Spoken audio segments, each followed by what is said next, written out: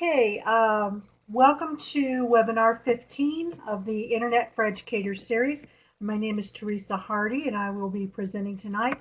We're going to talk about technology resources for grade 9 through 12 classroom, and that will include space technology, alternative energy technologies, robotics, computer science, and we even have a website I'm going to show you that is about the Internet.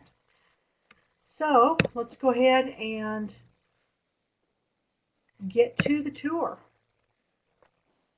All right, so our first website tonight is from NASA, and NASA has quite a few really valuable websites for educators. And this one talks about, of course, space technology. And in the grade 9 through 12 area, we have materials, sites, and then there's a little bit about some programs. This is the entry page to that section. We have featured teaching materials. Here are some sites, and we will view a couple of these here in just a minute. Of course, all of this is through NASA, and they do a really good job with their materials. The first area I wanted to show you is under teaching materials, featured teaching materials, and we have a scale model of the space shuttle. And again, we have a space shuttle mission coming up very soon. It was postponed, but I believe it's going to be it's been rescheduled for sometime in the not too distant future. And this is a way to talk to your students about the space shuttle program and some of the science that goes into launching and landing space shuttles. It's a PDF file, so you'll need the Adobe Reader plugin, but that's easy to obtain and free. And this is what it looks like. As an educational brief, talks about the space shuttle, the different components. And then we have a scale model a little further down here that students can put together so they can become more familiar with the components that make up the space shuttle.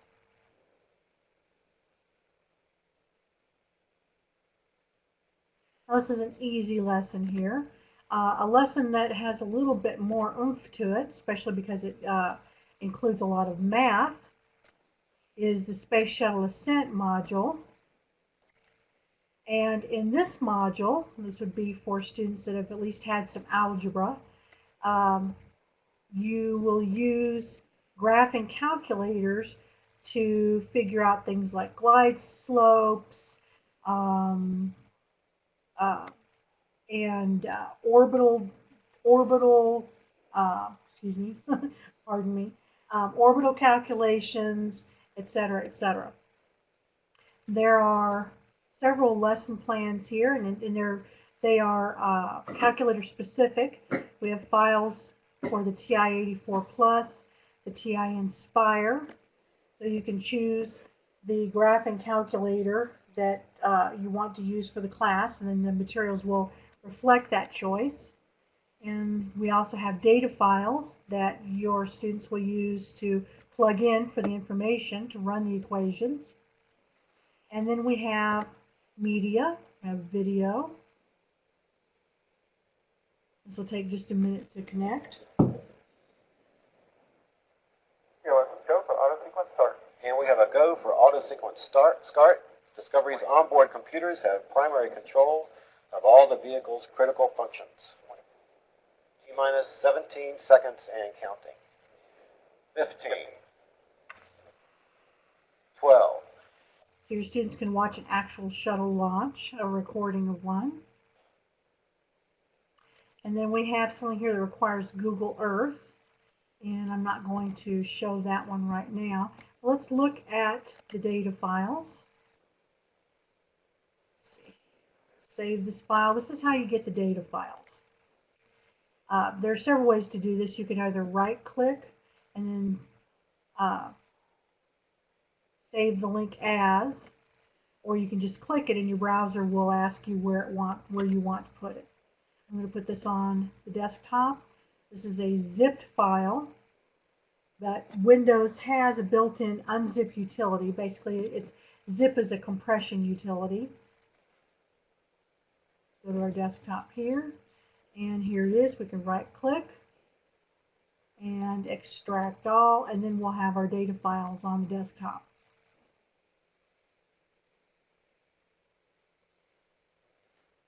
And there they are. And here's the instructions that go with them. So that's how you get your data files, and here are the lesson plans. And you can just print these out. Talks about all the concepts, gives instructions and objectives. So these are some really nice lesson plans for the grade 9 through 12. Okay. Going back, if Space Shuttle Science is your topic of choice, there's another website, Space Shuttle Endeavour. You can learn all about the Space Shuttle Endeavour, about its missions. I believe there's some video as well. Has a little bit of information about the entire shuttle fleet, the payloads that they've carried into space, and recent news. Then here's on the site we also have web pages that talk about other missions, other NASA projects. Here's a do-it-yourself podcast, by the way, how to make your own space podcast. And then here's some podcasts from NASA. This Week at NASA, NASA Moments, Shuttle and Station, and then some general space-related podcasts. And a podcast, for those of you who are not familiar with the term, is a pre-recorded. It's kind of it's almost like radio. It's only audio. It's not video, but it's a little bit like a pre-recorded radio program. You can download these, or you can generally play them through the internet if you like. All right, so that is a look at the NASA site. There's a lot of other things that are available here, but that's all we have time for now. So let's go to our next site, which is called spaceweather.com. And the reason I included this site here instead of in the General Earth Science webinar is because this showcases a lot of the information being gathered by some extremely advanced technology. For instance, we have SOHO, which is also linked down here, and it's the Solar and Heliospheric Observatory. Okay, so here's the link for that, and that's a bit of a tongue twister. There's also links for other websites to other projects that showcase some of their data on space weather. But spaceweather.com actually covers a fairly wide variety of data and space phenomena, and it changes every day. This is a website that's literally updated anytime something interesting occurs. So let's have a look at some of the information they have on there tonight.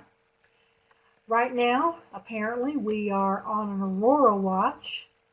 I don't think that we're quite as far north as we would need to be to see one here in Idaho, although occasionally you can see auroras from Idaho, and as a matter of fact, auroras can be seen occasionally even from the southern United States. But we've had a coronal mass ejection in the recent hours, and here's a video showing this from SOHO. And this right here is a comet that was on its way into the sun. It actually was destroyed by the impact. Excuse me. And the coronal mass ejection, however, occurred, it's not related, because the sun, the size of the sun is right here. They have something blocking it out so we can see the solar atmosphere. And so the comet didn't actually quite reach the sun before the coronal mass ejection exploded out. But that's a rather interesting video there. And that coronal mass ejection is on the way as we speak. And we will probably see some effects from that. We also have sunspot watch. The sunspot cycle is something of great interest to space scientists for many reasons. And here's the current sunspot map. We just have a couple of small ones at the moment.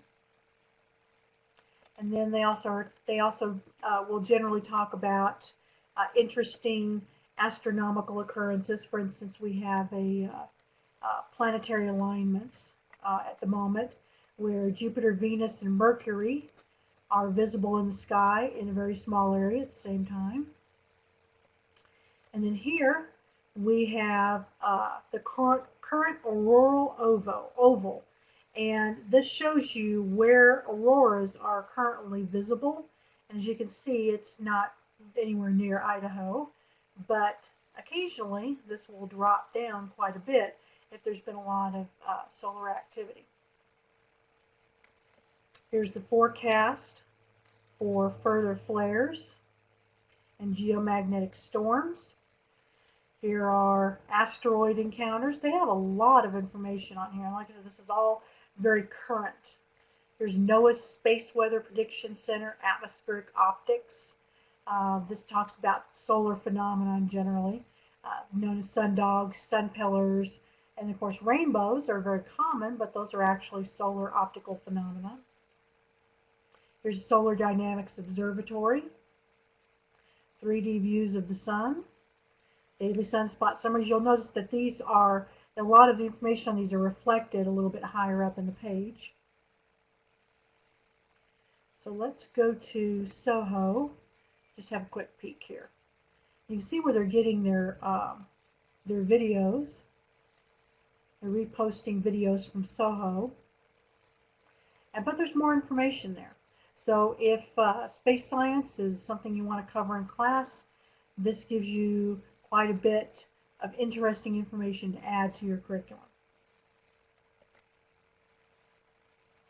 Okay, so next we have Energize Your Future.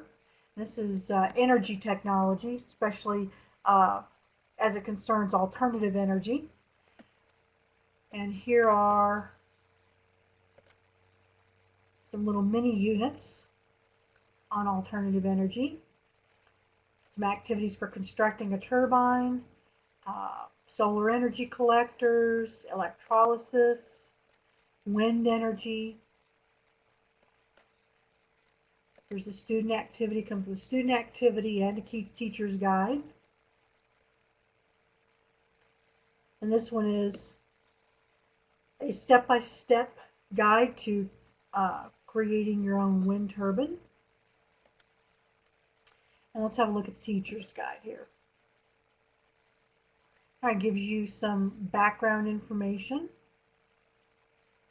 and tells you which standards this lesson complies with, and gives you a challenge activity that you can add to your unit.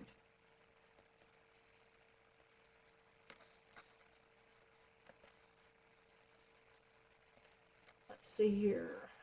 What else do we have? Go back. All right, then we have calculating energy, energy today, energy trivia, energizing careers. Careers are something that grade 9 through 12 students are beginning to have an interest in.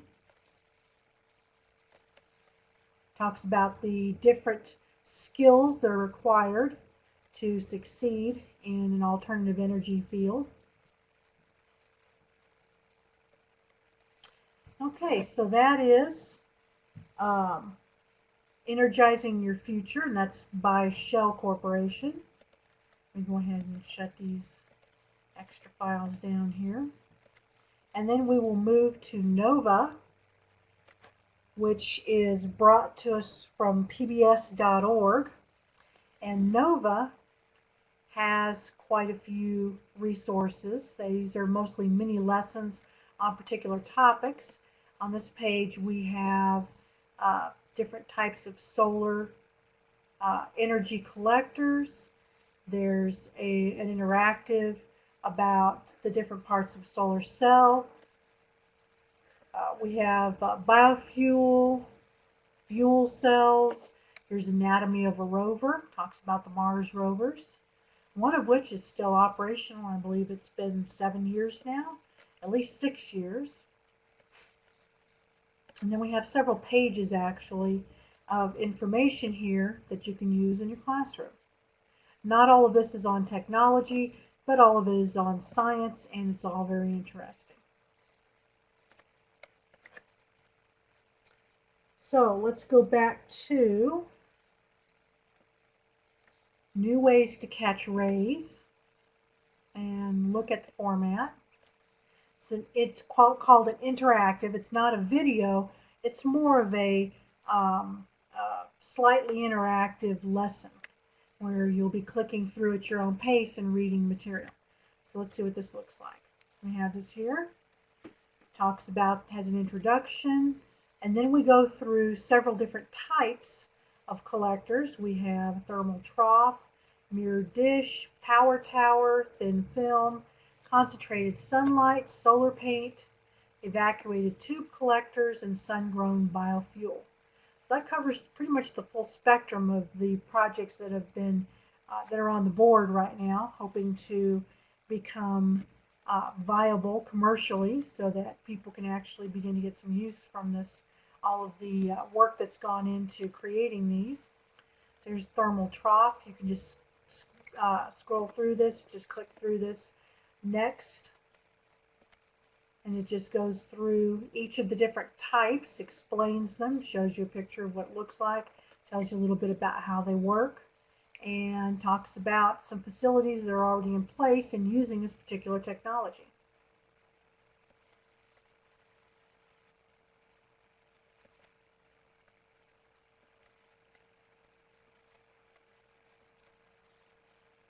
So that is one of their interactives, but they also have some lesson plans with videos, and I believe, let's see here, I believe this one of the ones with videos. No, let's see here, which one had the video I wanted to show you. Okay, this, I remember which one it was.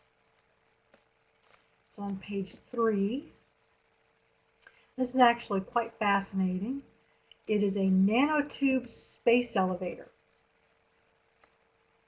Something that just sounds so improbable on the surface, but a lot of the great minds of space science believe it could work. This one's a video, so let's click through and look at this. Takes a minute to load.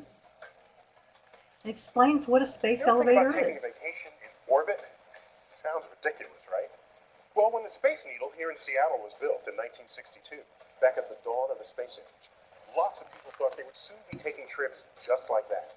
Of course, it hasn't quite worked out that way. It cost about $500 million just to take the space shuttle out for a spin. Kind of an expensive vacation, isn't it? One, please. Thank you. But what if there was another way to get to space? And what if that way were as easy and as cheap as riding an elevator?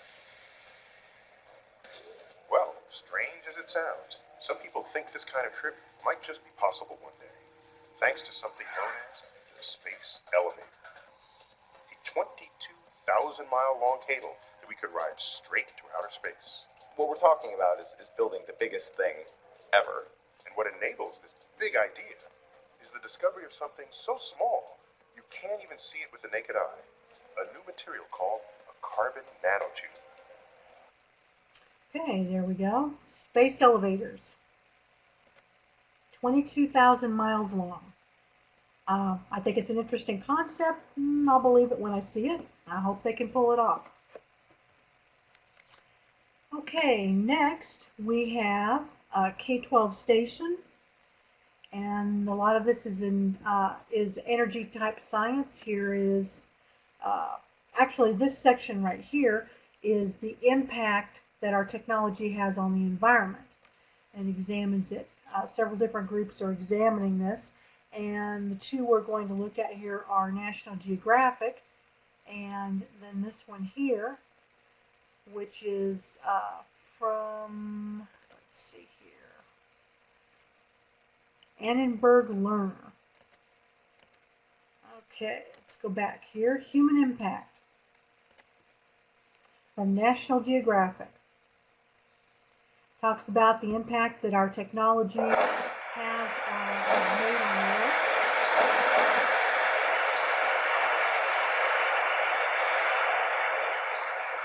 And that's just a bit loud.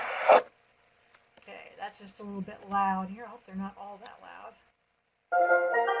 WPTF News, I'm Johnny Hood. A code purple advisory for today from air quality officials.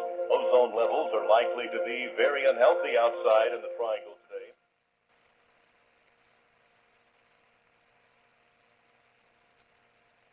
And that one was ozone. Deforestation and desertification is next. And those are all quite loud.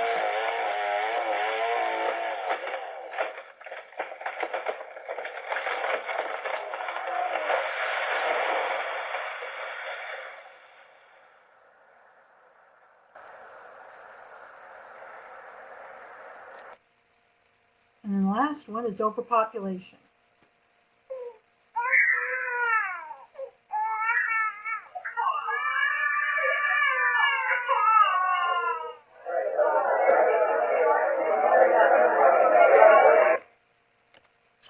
Okay, now that's the National Geographic version. And then we have this site that talks about garbage.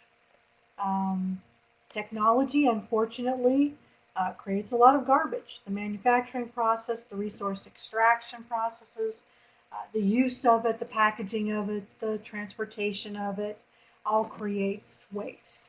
And this site right here talks about what kinds of waste technology creates and how currently we deal with it.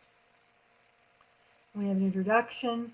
We have solid waste, hazardous waste, sewage, global efforts, the future, and we have a related resources where you have some links to the U.S. Department of Energy Office of Waste Management. Apparently waste is a large enough problem it has its own government office.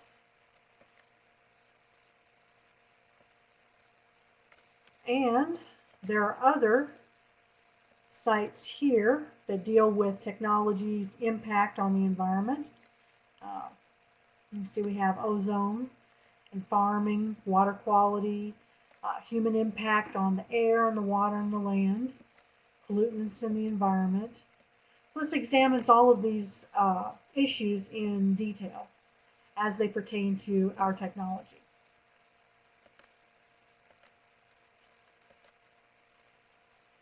Okay. Here we have the Center for Energy, and there are various, again, this is alternative energy science here, and there are various resources available. Number 2, I wanted to show you, let's see here, this is seeds, there we go. This is grades 5 through 12. So it just kind of takes you through a general introduction to wind energy. A virtual tour, production, equipment, issues and impacts. And then over here, you have attached concepts, extra concepts that go with. It talks about wind turbine technology. It talks about which areas are using wind turbine technology. Now this one's kind of Canada-centric, but a lot of what's on the site applies to the United States just as well.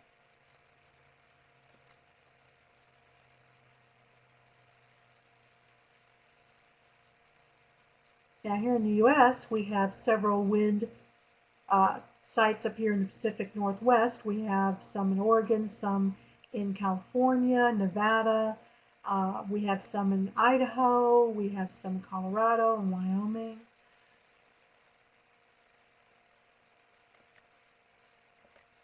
Okay, so that's the SEED site. Then we have another down here from the U.S. Department of Energy. And we have, let's see here, wind energy. This is an actual lesson plan It's in PDF format. Grades 9 through 12. Here's the summary. Here's the standards. And here's the actual plan linked up here at the top. Exploration of wind energy and wind turbines. Walks you through the concepts and the learning goals. We have a pre-assessment. And then a list of the activities. We basically have an activity grid here. The standards. And then we get to the lesson plans. There are how many pages here? Looks like 15 pages of data and charts, lesson plans, and worksheets.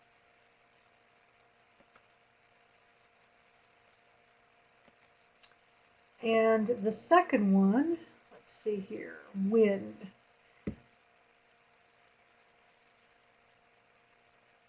And this is a website. Let's see here. Is this the one I wanted to show? Actually, I believe this is not the one I wanted to show. But here are some info books on wind energy, secondary energy info book. So this one actually has some content type resources that you can use.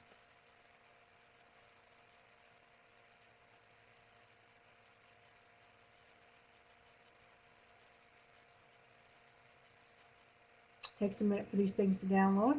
And here we have it. Very nicely put together.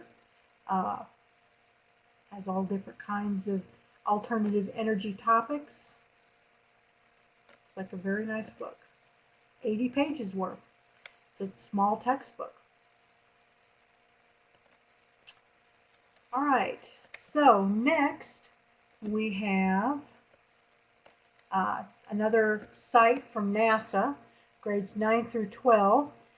And this one focuses more on robotics and some other space sciences. In particular, we have Mars Robotics. Actually, I have that website already up. Now that I think about it, here it is. The Mars Exploration Program.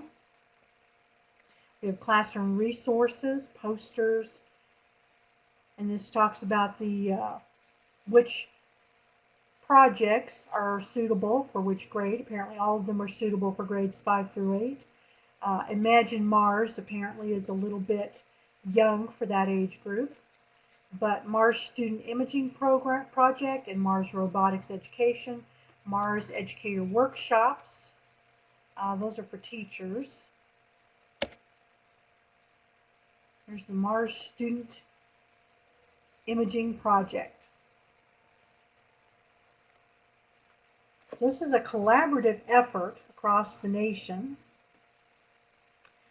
and students will join teams and work with scientists on dealing with some of the huge amounts of data that have come through the Mars rover program. Here are some other activities.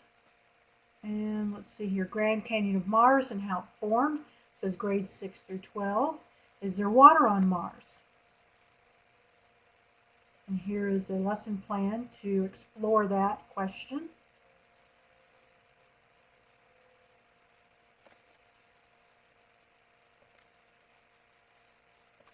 And some external links.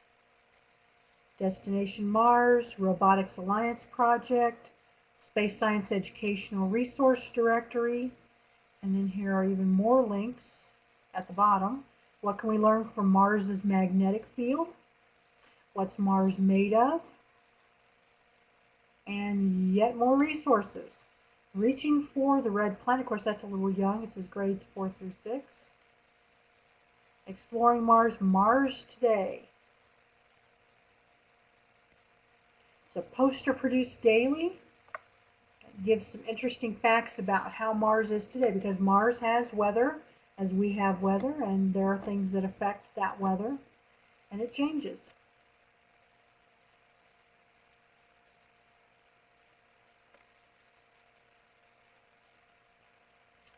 All right, so I'm going to shut these down here. Actually, quite a few good sites there. And we are going to move on to the first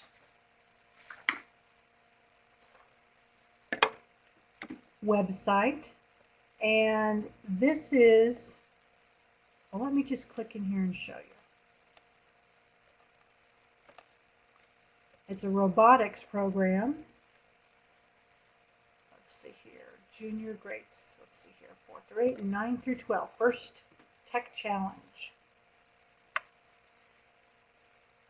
Schools can enter this competition and attend the conferences, attend the actual competitions in person. Here's the game info, team resources. Talks about what you need in order to compete. And let's see, here's the event. Tournament information. You can go to the small tournaments, you can go to the regional tournaments. Here's a championship tournament. Talks about what the tournaments are like. Talks about how to raise funds to send your team to the tournament. There's a kit of parts. So this is something that Lego is involved in. Many schools already have robotics programs using Legos. This is something else you can use to get the most out of the money spent for that.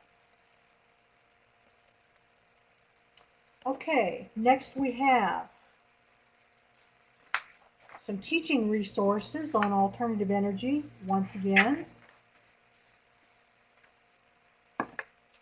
I'm not going to click through many of these here. The U.S. Department of Energy talks about alternative fuels for transportation, cell wall chemistry of biofuel, creating biodiesel. Actually, let's click on that one. So these are more lesson plans on creating alternative fuels. Not so much alternative energy, but alternative fuels in this case. It's from the same site as the one we looked at before, as you can tell, because the materials all have a common look to them. Biofuel project.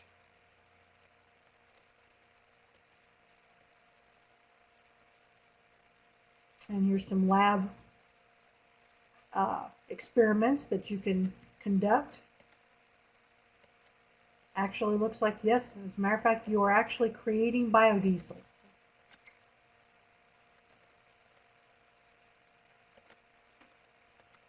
Okay, what else do we have here?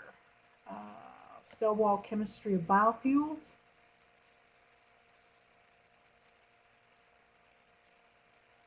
So with these resources, you can learn about biofuels. You can actually create biofuels in the chemistry lab.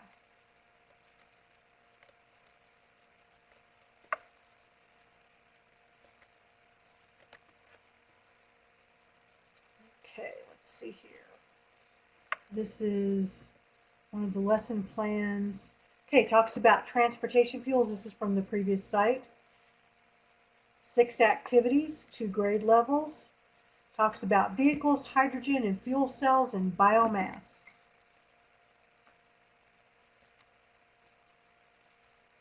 And there's the cell wall chemistry of biofuel. All right, so that's it for that part of the site. Our next site is called Pathways to Technology. It talks about different technology fields. We have aerospace technology, agricultural technology. Agriculture is an area that you often don't associate with technology, but in fact, there's quite a bit of research going into technology to enable farmers to grow more crops using fewer resources. You have biotechnology, construction engineering, engineering technology. We'll get into engineering in the next webinar. We have environmental technology, manufacturing technology, marine technology. Just goes on down the list here, talks about all the different technology fields, many of which you may have not heard of. And then here's a little section on jobs, a little bit of career exploration for students that may be interested in learning more about these fields. Breaks it down.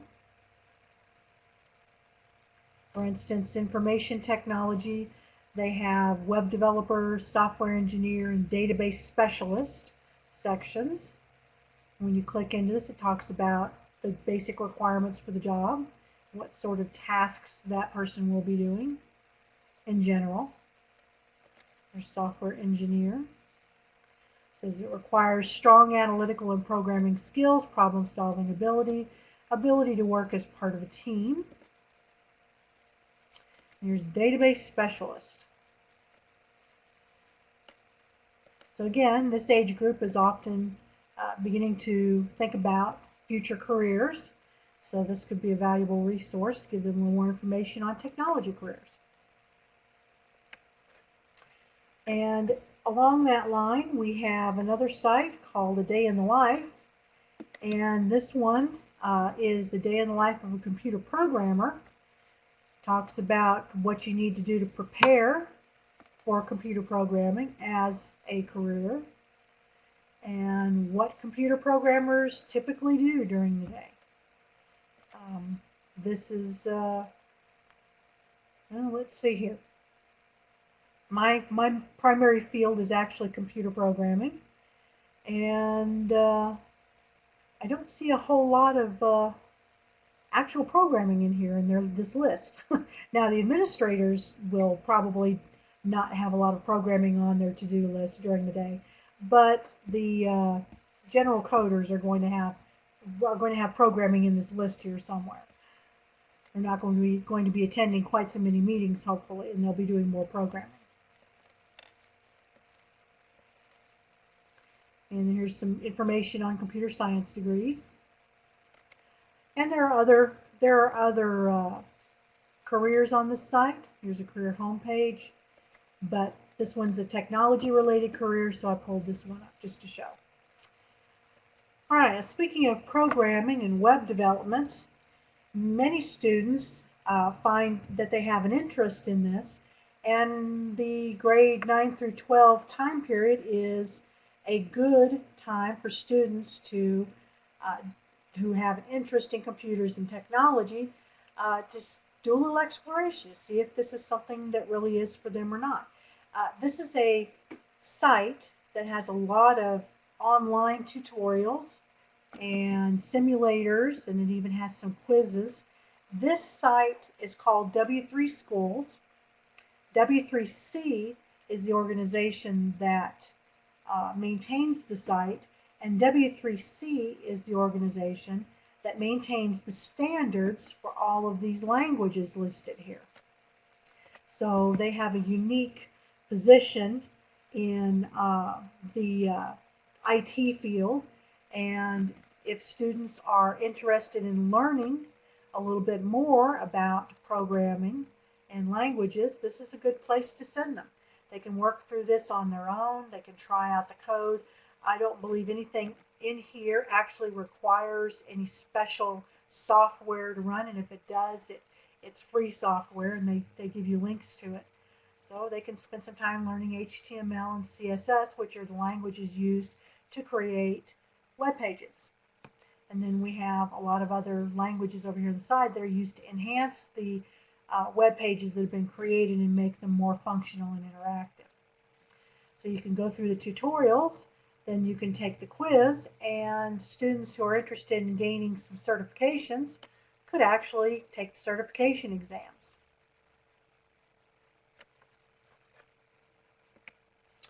All right, next on the list we have NASA's Imagine the Universe for students age 14 and up. And it has some news, has some discussion. Here's a featured scientist. And here is an exhibit, an online exhibit of satellites. Actually, this one's a Space Telescope satellite.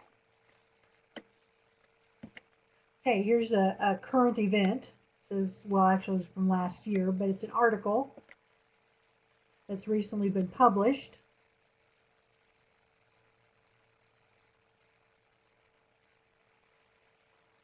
Talks about a collision, and here's a video that's downloading. We'll come back to that in a minute. Here's the backstory. An asteroid called, looks like Sheila, suddenly brightened late last year for no apparent reason, and they've now determined that this is because there was a collision with another asteroid, a smaller one.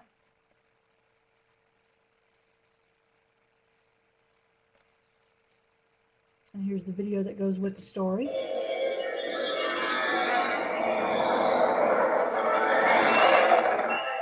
don't have to do this so practically. Sir, the possibility of successfully navigating an asteroid field is approximately 3,720 to 1. Never tell me the odds. Asteroids collide all the time. At least we think they do. Close-up views from spacecraft show asteroids to be pockmarked with impact craters. But until recently, astronomers never expected they'd see the recent aftermath of a collision.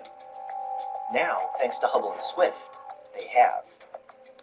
In early 2010, Hubble took a close look at the tail of what astronomers thought was an unusual comet. The curious tail turned out to be wreckage from a collision between two small asteroids. On December 11, 2010, astronomers saw that another asteroid, 596 Sheila, had also grown a tail. Okay, that's all we have time for on this one. Here's some more recent articles, news articles, and then here's the archive. We have more resources on the side. We have recent additions. There's a resources wiki, which basically is an index of all the resources that they have on the site. As you can see, they have quite a bit of interesting content here. Much of it space technology related. All right, so the next site I have for you is from the National Science Foundation. And we have special reports on many topics. We will look at a few of these here. Scroll through, there's apparently 48, and many of these are not technology related. We will look at a couple that are. And there are 2 pages worth, 48 in all. There's one on robotics, cyber infrastructure. So let's look at the sites that I've pulled from this to have a closer look at. We have one that's Chemistry Now. And this is a series that's being shown on television by the National Science Foundation on NBC. And then they archive at least some of these episodes here on the web. This one talks about the chemistry of water.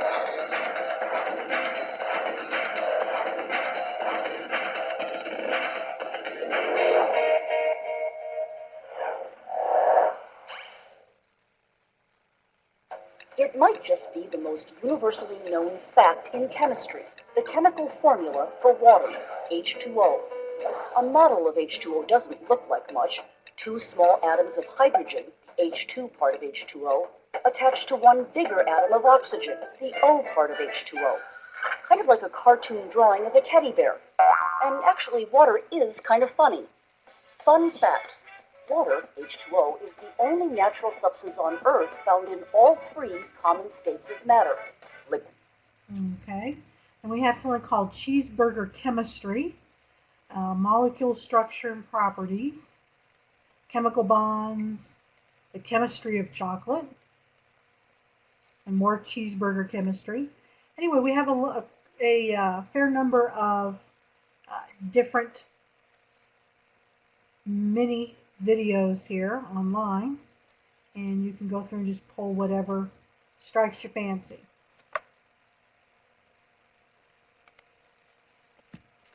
The next site that I've pulled out from the list is on climate change.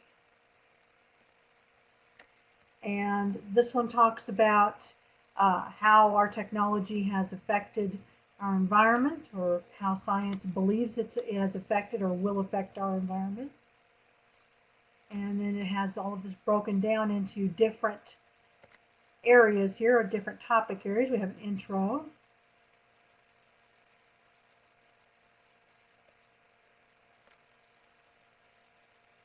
And it explains what climate is.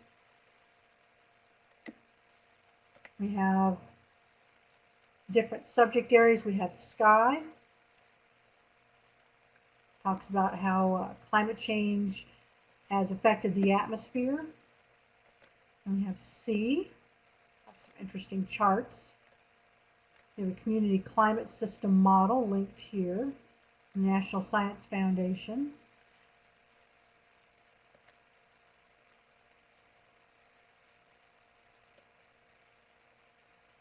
Talks about other forms of life that are impacted by climate change. And then we have impacts on people.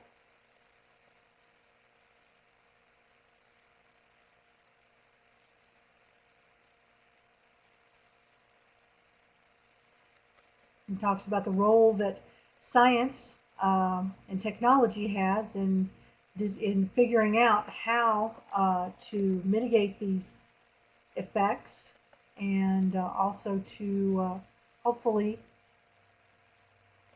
keep them from becoming worse. That's part of what alternative fuels are all about. All right, the next website I have here is from the National Science Foundation again, and this goes into the history of the Internet. Now, the Internet, many people don't realize, but it began way back in the 1960s. So let's click on that. You can see we have a timeline down here at the bottom. Talks about different events in the early years of the Internet. As computers begin to transform the world, and those look like, are those computer punch cards?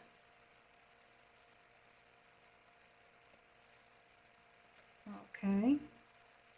And then you click into this, and you can watch a video. I think that one's a bit loud, so I think we're going to skip that one. And here's the intro. Okay, we're going back to where we began here. 1960s, let's see here. All right, so we have Cold War. The origins of the Internet lie in some of the preparations made during the Cold War to make sure that communication could not be knocked out globally for a long period of time, that it had some redundancy built in. And here's computer networking, early network experiments, ARPANET, and this gentleman here who was involved in some of the early ARPANET versions of the Internet, early Internet versions, 1970s. There's some events in the 70s that contributed to the building and growth of the Internet. And we had the 90s. That's when most people became aware of the Internet, was in the 90s. And during the mid to late 90s was when just ordinary people were allowed to hook into the Internet. Up until then, it was mostly the government, military in particular, and universities, large universities. And nowadays, we really can't imagine life without the Internet. But it's actually a fairly recent invention. And here we have a section on the 2000, after 2000. Talks about handheld devices and Web 2.0. And what the future is going to be like. Let's look at this. It says, so in 20 short years, the Internet has gone from a few networked labs and universities to a multi-layered network connecting hundreds of millions of people. What will the next 20 years hold?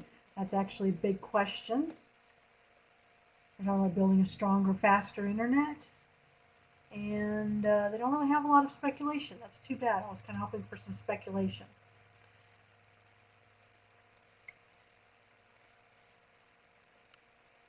Okay, number of computers on the Internet. That's interesting. Sequential maps of internet growth.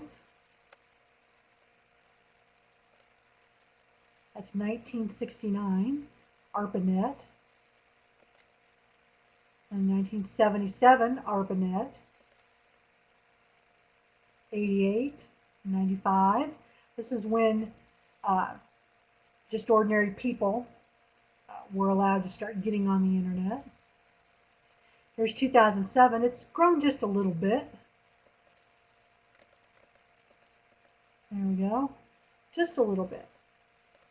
Number of computers on the internet. Let's see, it's 3, 6, 9. So that is thousands, millions, billions. That's 1,200,000,000,000 computers on the internet.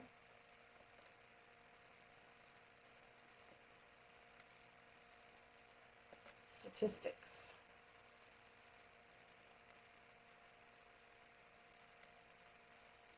Okay, let's go back here. Discoveries, news, recent news.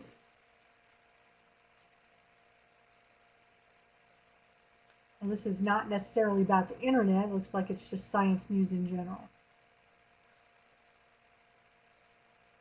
Okay, so that's it for this site. And then our last site here for the evening is an alternative fuel vehicle technician. This is actually a career information site. Let's go to career info. Talks about different kinds of careers. Let's see here.